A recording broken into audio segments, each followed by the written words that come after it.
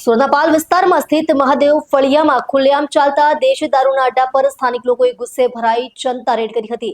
સ્થાનિક લોકો જો દારૂના અડ્ડા પર રેડ કરી શકે તો પોલીસ કેમ નહીં તેવા સવાલોની ચર્ચા શરૂ થઈ છે। પાલ મહાદેવ ફળિયામાં ખુલ્લેઆમ ચાલતા એક દેશી દારૂના અડ્ડા પર સ્થાનિક રહેવાસીઓ જેમાં મહિલાઓએ ભારે નારાજગી દર્શાવી અને ત્યાં મોજૂદ મોટા પ્રમાણમાં દારૂના જથ્થાની જાતે જ રેડ કરી હતી। રેડ દરમિયાન વિડીયો રેકોર્ડ કરવાનો પ્રયાસ કરનારાઓને પણ દારૂ વેચનારાઓ દ્વારા રોકવાનો પ્રયત્ન કરવામાં આવ્યો હતો।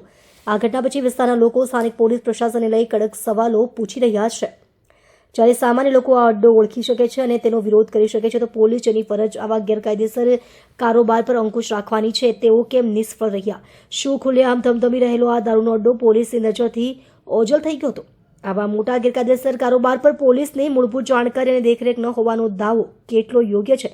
લોકો હવે જોવા માંગે છે કે જનતા રેડ બાદ પોલીસ આ મામલામાં કઈ કાર્યવાહી કરે છે કે શું માત્ર દારૂનો જથ્થો જપ્ત કરવા સુધી મર્યાદિત રહેશે કે અડ્ડા ચલાવનારા લોકો સામે કાયદેસર નિષ્ક્રિયતા અને ગુપ્ત માહિતી ન મળવા બાબતે પણ પગલાં લેશે?